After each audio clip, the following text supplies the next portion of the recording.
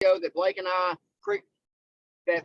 and I created that teaches you how to set appointments. Okay, it's a 19-minute audio that will change your business if you're a pro at setting appointments. I can just tell you that.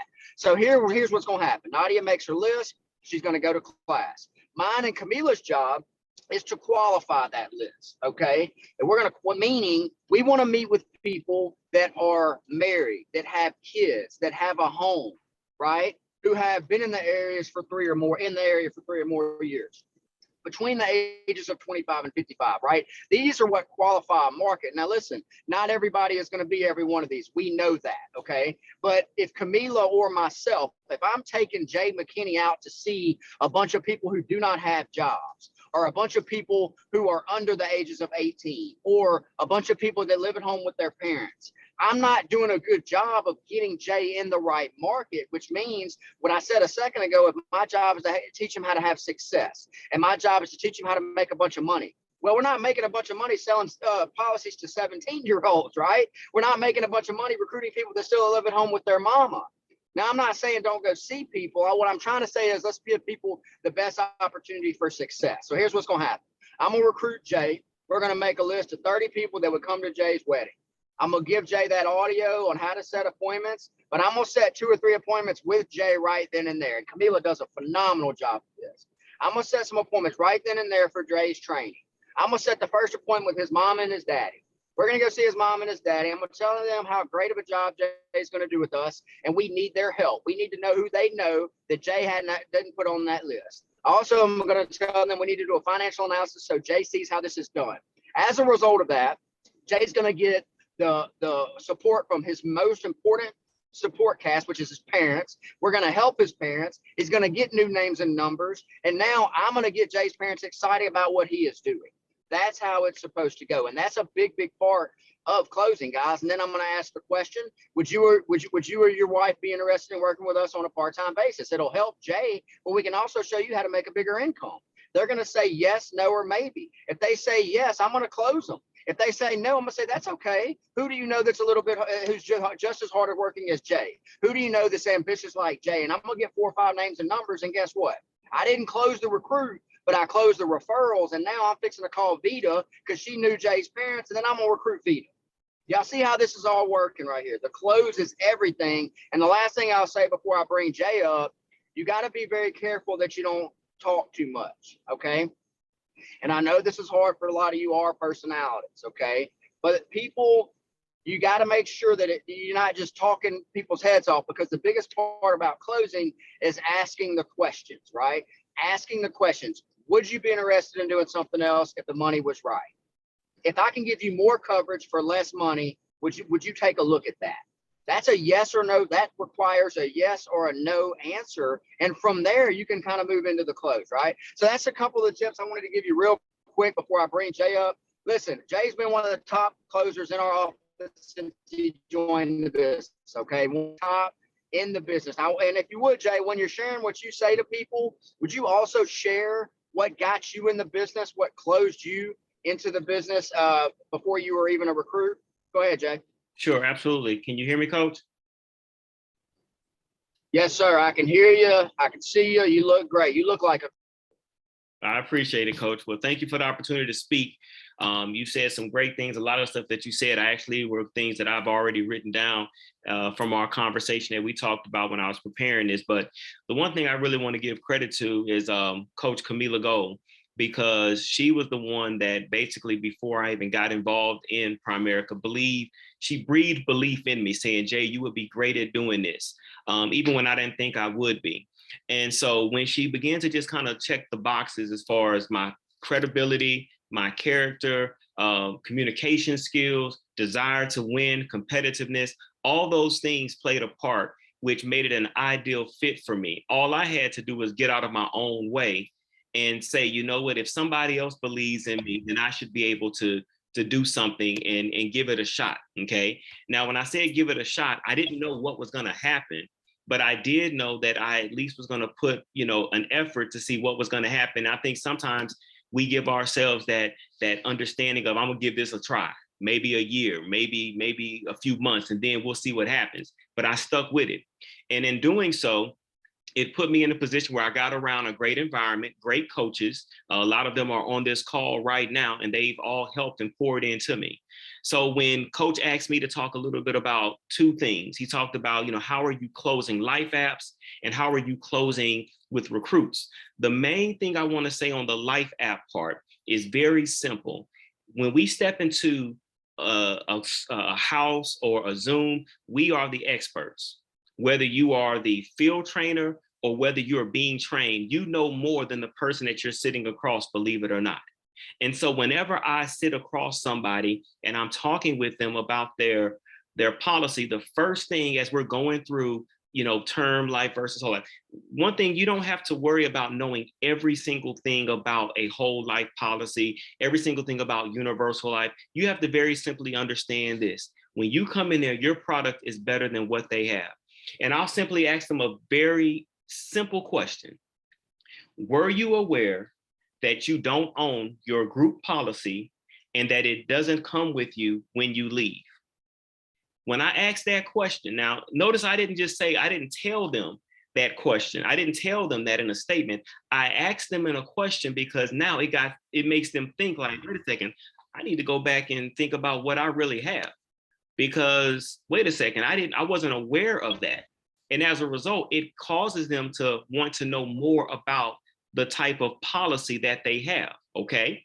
Now, on side of that, you do have some people that will ultimately still be like, well, I know I'm good. I know I got my policy. I know I'm great. My next thing that I say when I close somebody in this is very simply this.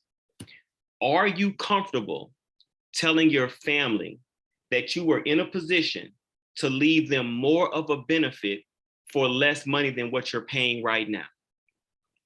Whenever you say that, a lot of people say, wait a second, that's kind of cold. That's kind of, you kind of going straight for the jugular with that, Jay. But you understand, this is serious business. This is the difference in you leaving somebody $10,000 and you leaving somebody $20,000. Jay, repeat that, please, one more time. Okay. Question you just. The question that I would ask them, Coach, is, are you comfortable telling your family that you could have left them more of a benefit for less money than you are currently paying? And when you say that to somebody, a lot of times it makes them think to say, wait a second, I have to go back to my family, because they're going to ask, wait a second, what just happened? Who are you meeting with? Oh, there's some guy trying to sell me some insurance and he could have got me more insurance for less money. You see, at the end of the day, we want to get value and we have to put that value out there. And so that's what I tell them when I close. And usually after that conversation happens, between those two questions, I usually close 90% of the time just on those two questions. And I don't back down from it. I don't skirt around those questions. I'm very intentional about what I said when I ask them those questions. Now, of course, you're going to have those people that are just going to be like, I don't care. But those are the kind of people that you move and say, like, as Coach was saying, let's look at some referrals. Let's do some other things. And now I'm going to shift to my last thing, Coach, and I'm going to sit down after that, is when you talk about recruiting somebody, these are the things that you have to bring to the table in the recruit process. The first thing is, and maybe some of us as agents may not even realize this or may never really heard this, but the first thing is you want to emphasize logging into the app. Okay. Why am I emphasizing logging into the app? Because I'm going to have $50 in escrow, if you will, because I logged into the app. The next thing you want to emphasize is completing pre-licensing. Why? Because again, there's going to be another amount of money that's going to be set in, escrow for you once you are licensed. That's another $50. Then you want to emphasize passing your test. Why? Because that's another amount of money. So let's look at this in this reality. Whenever I look at those three pots of money that are going to be available to me just for doing what I'm supposed to do, I'm going to download the app, I'm going to go to pre-licensing, and I'm going to pass my test, and I'm going to do it in a sense of urgency as fast as possible. What I've done is literally I put up 124, but I'm going to make 250.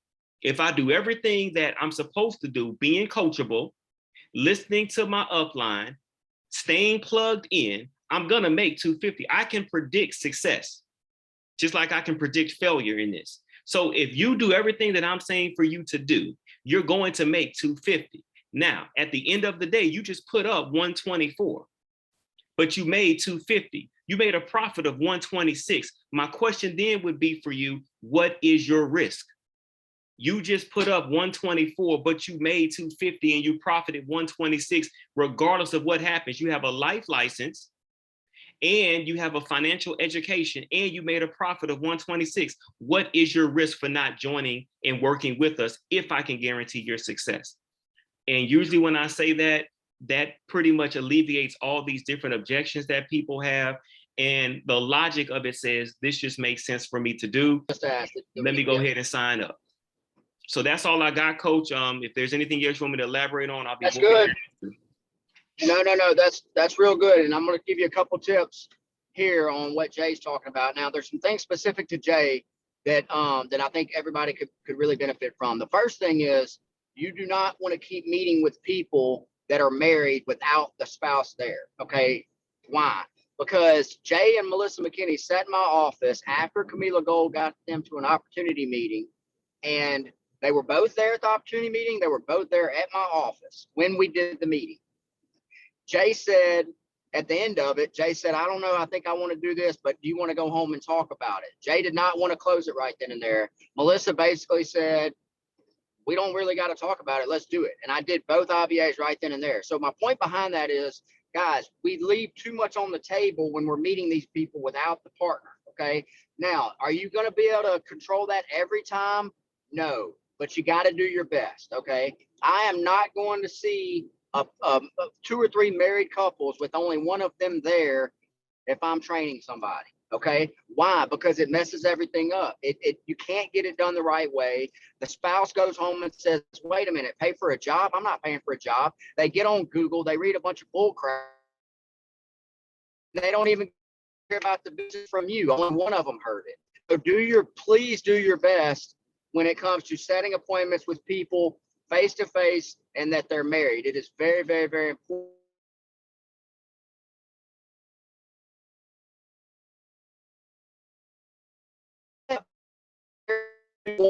More unless they're out of town. Yeah, Coach is traveling through a storm, so I'm not sure. He's probably kind of in a bad spot right now. We'll probably come back to him. Clinton, I know, are you on there? Can you unmute, Clinton? Yeah, I'm here, brother. Okay. Once we get Coach back going good, he can close us out. But I know he had spoke to you about doing some things too. So you want to go ahead and speak? Yeah, man. I appreciate it. Mike, are you there, man? Can you hear? I'm here. Y'all go ahead, Clinton. I'm gonna finish up. I just don't want to mess everybody up. I'm in a bad spot. All right. I appreciate the opportunity to talk. Sorry, I'm outside. I had some last minute errands to run at a car dealership right now. So I apologize for the wind and everything else going on. But the first thing I'm gonna talk about is really what brought me into the business. It really wasn't much. I saw the opportunity to make some extra money. I've already started working 2 jobs, military and a federal job, and have 2 kids. So my time was pretty valuable to me. And I just saw an opportunity to work a couple extra hours a week and make some money. That's what was brought to me. And that's what was interesting to me. So that's what intrigued me. And I thought to myself, you know what? If it turns out that it just doesn't work for me or it's not something I enjoy, then, so be it. Just like Jay said, I was told I'm going to get a license out of the deal. I'll study, I'll pass the test. So it's a great opportunity for me to have those other credentials. Again, I apologize for the vehicles. The second thing is going into the life insurance. So Jay, man, what you said earlier, I couldn't agree more. I'm gonna have to start using that. I never, I never actually said that to a client, but that's awesome, man. What has helped me close apps really is just going through the 6-pager, showing them what we do as a company.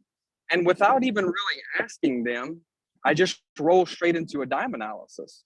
And I show them what their coverage should look like.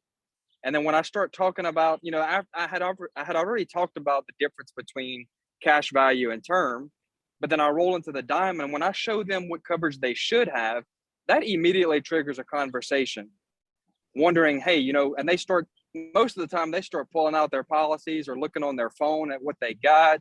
And we just start a conversation from there. And when I show them that I can put them in a better situation and have they're properly covered. They got more life insurance, for a longer period of time. Well, that just seals the deal. And if it doesn't seal the deal, if they're still hesitant about going through with it, maybe they want to check on a few things. My closing statement, which I think a lot of people, do this as well, is, hey, listen, today is not decision day. Today is coverage day. By applying for this policy, you guys are going to be conditionally covered, meaning tomorrow, if something happens, God forbid, and you get hit by a bus, okay, the insurance company is going to continue through underwriting, and they're going to address this as though you were still going to get covered. And if they determine you would have had insurance, then they're going to pay out the death claim. I was like, so today is not decision day. Let's get this application submitted. We can come back together in the near future after you get your other policies together. And I can show you, we can sit down and really talk about how this is not the best product for you. And what we just did is best for you. And you're already got the ball rolling. So that's usually my closing statement. And that works just about 9 times out of 10, unless somebody is just in a difficult situation. When I roll into a recruiting appointment, there's 2 things that I do. The first thing that I start with a prospect or a potential new agent is I just build a relationship with them over 5 minutes or so, just asking them where they work. Do they like their job? What do they dislike about it? I talk a little bit about what we do as financial services agents. We help people earn more income, become properly protected. We help put them in a financial situation where they can earn their dream income, and live the life that they want. And then I'll roll into 2 things. Once I develop that conversation, that relationship with that person, depending on where it's going from there, I'll either ask 1 or 2 questions. The first question is, I say, listen, I'm asking you something personal. If you don't want to answer it, I understand. But what are you currently getting paid at your job right now? Okay, and let's just say someone says $15 an hour. I mean, that's not terrible, $15 an hour. But here's the good thing. It doesn't matter what they get paid an hour. They could get paid $50 an hour, because what I'm about to tell you is still going to work. So when I compute $15 an hour times 40 hours in a normal work week, okay, and that's $600, and then I show them, I show them how they can make $500 to $600 in about an hour and a half, helping someone put a life insurance policy to effect that gets them better covered, them and their family. It's a no-brainer. Okay, it's easy. Now, that's if time is their concern. If they don't feel as though maybe they don't have the time to do this business, I show them that, and then I ask the question: so what's more important to you? Is it your time or is it your current job? Either question leads to the same thing. If it's time, well, then I can show you how to make more money in a lesser period of time.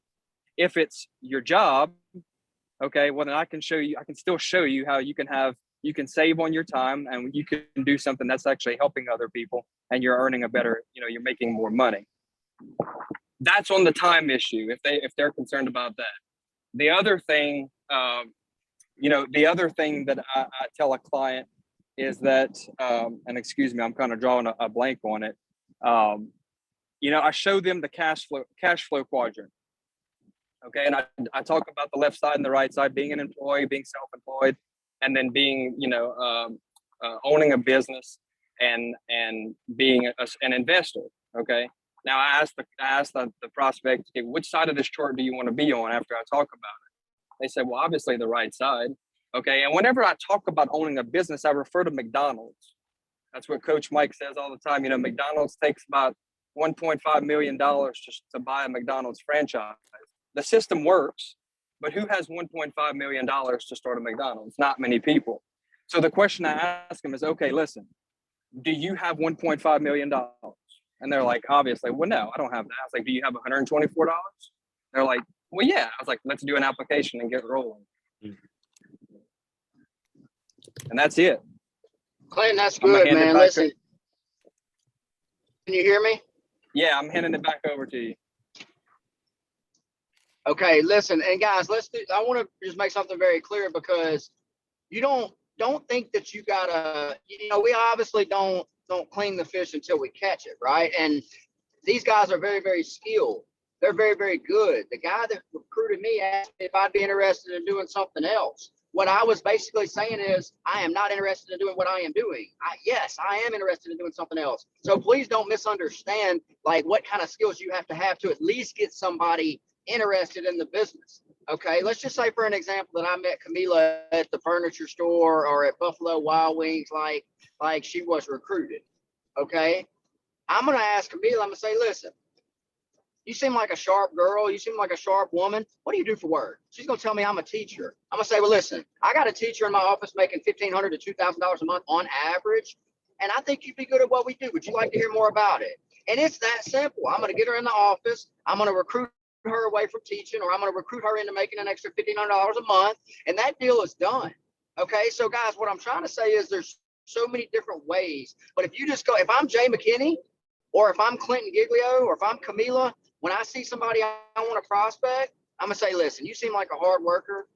I'm making an average of $1,500 a month part-time. I'd like to show you more. Would that be okay? And bam, I'm closing you. It's that simple. Why? Because, and if they say, no, I'm not interested in making an extra $1,500, well, then go to the next aisle and find somebody smarter than them. I mean, I don't know what to tell you. It's just, but here's the thing though, okay? It don't matter how good of a closer you are. If you're getting in front of people without the spouse there, it's going to be difficult. If you're getting in front of only people that don't have the money, it's going to be difficult.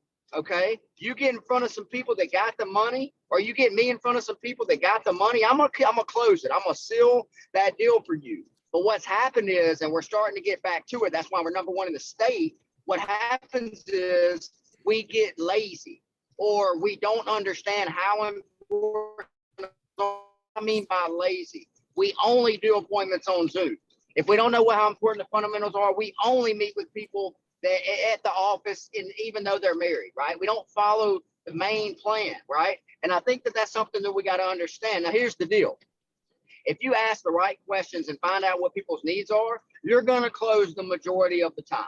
Okay. If you're in the right market and you know a little bit about the presentation and what you are doing, you are going to close. If you don't, it's going to be very, very difficult. David Hamilton, can you unmute and reiterate how important these fundamentals are with some of the things you've been going through? And we're going to be done. Absolutely. Appreciate it, Coach. Thank you so much for allowing me to speak on here. I actually wasn't, I'm in here learning myself. I like learning, right? I like, learning from different people, hearing other people things. But more than anything, Coach, it's very important that you do the fundamentals, right? Because if you're not doing the fundamentals, then what's happening is you're teaching your people how not to do the fundamentals. That makes sense. So because they only going to do half of what you do right, and probably 80% of what you do wrong, right? And so if the fundamentals are the biggest things, you want to make sure fundamentals are being very important, or being in front of their face, right? Like Jay said, you either teaching or you're allowing, right? That's Coach's biggest thing, right? So, the biggest thing, you want to be in front of people, right? You want to get the names and numbers. You want to flood them with the first off, you don't want to go straight into them, ask them and saying, hey, look, you want some insurance and just throwing a bunch of quotes out there, right? You definitely don't want to do that. Hey, I do insurance. Let me give you some quotes. That is a no-go, right? Because all they're going to do is take your quotes and go to State Farm or go to Farm Bureau, go somewhere else, and then you might be giving them a 35-year term on something, and that price is one price, but they take it to State Farm or Farm Bureau. Farm Bureau gives them a 10-year and says, I can do it cheaper, but that's not apples to apples. That's apples to oranges. It makes sense. Now you just got beat off of something that you didn't sit down and educate them on, right? And so that's the biggest deal. Another thing is we want to recruit people out of where they're from, right? Give them an opportunity to do this part-time around what they're doing, and now they'll be like Clinton saying, hey, I want to do this full-time, right? But you don't want to say, hey, quit your job, you're working that stupid job, you need to come work with me. No, and ain't nobody's doing that, right? Why? Because they don't even know what they're coming into. But if they do it part-time, they get bit by the system, and they understand, hey, the system works if you work, right? The system works. So Coach, I usually ask people this. I said, hey, do you want to get paid every day, or do you want to get paid every other week? And I just let them answer. They're going to say, I want to get paid every day. I say, guess what? Business owners get paid every day, right? That's why you working for somebody that gets paid every day, but they pay you every 2 weeks. Why don't you put yourself in a position where you can take your business and make your business pay for your business? Now you can get paid every day. Why? Because when you have a license, you can pay yourself every day, right? And the way you do that is just help other people get paid every day. So that's pretty much it, coach. And again, the fundamentals, meet with a husband and wife, right? Well, my husband can't be on. Well, we're going to reschedule this, right? Why? Because the husband can't be on. It doesn't make sense. You're wasting time. And then guess what? If I'm training somebody, then that person that I'm training is going to say, hey, look, well, you don't have to have a wife on. We still do appointments like that. And then guess what? The husband's super excited. Man, I want to do this business. I'm going to go home. I'm not going to say anything. And then he's going to go home and tell his wife, hey, I just want to get in this business. I'm about to make about $30,000 a month next month. And then the husband and the wife are going to say, I don't want to hear that crap. Go back to your job that's paying you, that's secure, right? And so that's why it's so important. Or hey, we need life insurance, and the wife in there, and the wife said, hey, I already got life insurance, so you just didn't know it. But you had them both there, you could have figured that out, right? So that's it, coach. That's real good. I'm getting fired. That's real good. And listen, I'm gonna wrap us up. I want to say this, okay? I'm gonna give you a couple things, couple ways to close a little bit shorter than Clinton and Jay. Those guys are so smart. I'm not that smart, so I got to dumb it down a little bit. So I'm going to give you a couple things that I say that help me close. One of the things I'll say when it comes to getting an appointment, I'll say, David, listen, if I can give you more coverage for less money and it's a better rated company, would you at least give me the opportunity to take a look at that? And he's going to say yes. Absolutely. Okay. Yes, sir. Okay. Hey, David, listen, if I could show you how to make more money than you're currently making and you have more freedom of your time, you can make your own schedule. Would you at least give me the opportunity to show that to you? Oh, yeah. I always keep my options open. And you are married, right, David? Yes, sir. Okay. Listen, I can promise you this time is going to be very well spent. When are you and Keisha home for about 30 minutes that I could come show y'all? Would Monday or Tuesday be possible? Probably Tuesday, but why my wife have to be there? Well, because what we do is very special. We're showing people how to do very, very well in this business. And she's gonna, I know my wife, I run everything by her and that I do. So I just want to make sure that she knows what is going on. And I think that she'll be just as happy with what we're going to show as you're going to be. Would that be fair enough?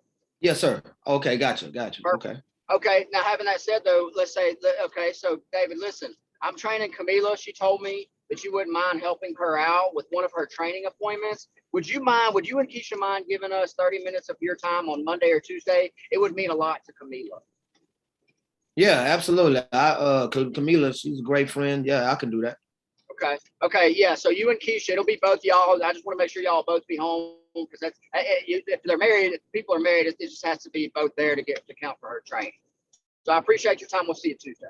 So guys, okay. What I'm doing right here is I'm making sure that Camila is set up for success. Camila did her job. She gave me a name and number. My job is to get in there and light it up. My job is to go in there, make it super simple and get results. What we tend to do, and here's the thing too, what's going to happen is Camila's either going to be an RVP or Camila's going to fizzle out because it's not important enough to her. But what if I recruited David and Keisha? Obviously, Camila's going to be an RVP, but y'all see where I'm going with this. Your job is to find people for their benefit, but your job is also to protect yourself. I'm out here on a Monday and Tuesday evening at 5:30, dead broke. I better get results. I better tee it up. I better do it the right way. I better not go to an apartment complex if I'm selling swimming pools. How much sense does that make? Y'all see where I'm going with this, guys? It's really, really simple. Cedric, listen, I'm giving you $250,000 in coverage for the same money. To me, this is a no-brainer. What do you think? No-brainer, coach. All right. Let's get that driver's license. I'm going to get you in the underwriting process. You'll be covered today. Guys, this thing is not that difficult if we do the little things. It is extremely difficult if we don't do the little things, guys. So we're going to keep doing this. I know with what we got going on, the momentum that we have, the new agents, the talent that we are bringing in, we are seriously about to go to the next level. It's going to start with this month. We're already number 20 in the nation. We got the Fast Start School in May. Please do not listen. If you want to have any kind of success, Camila, I got you. And I appreciate you reminding me. Here's the thing. I'm going to do it right now.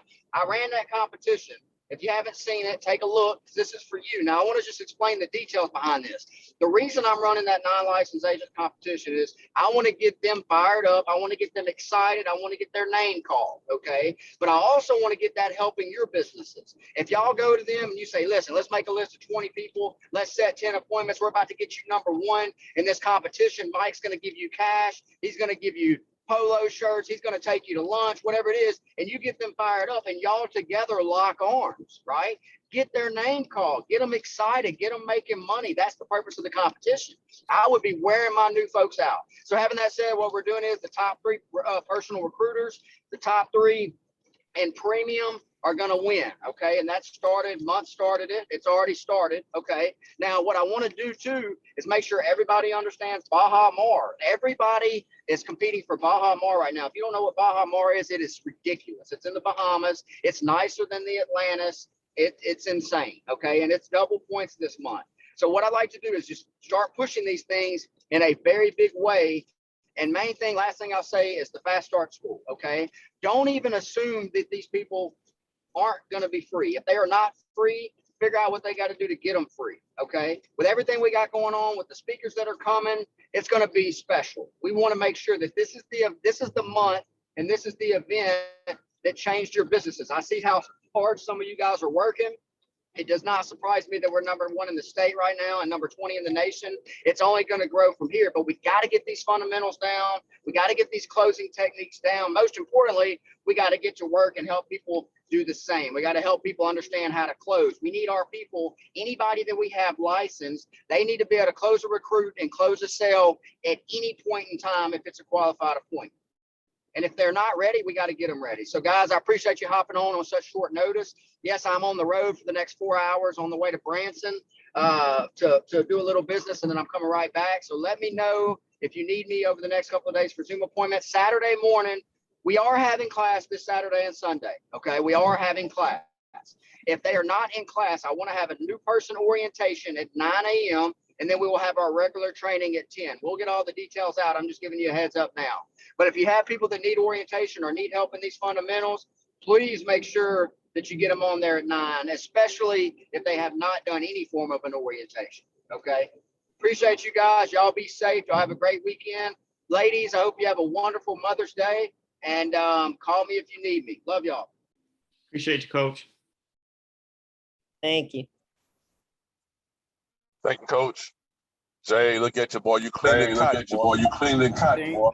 No, man, I'm Thanks, just Coach. here. I'm just here, man. It's all about everybody just winning, man. So make it a Man, great tell that day, to man. somebody know better, man. You know you clean, sir. I'm just doing it, man. So y'all just go ahead and take what we got, man. Let's just go, man. Let's win. That's it. Simple Yes, win. sir. Y'all have a good one, man. All right now.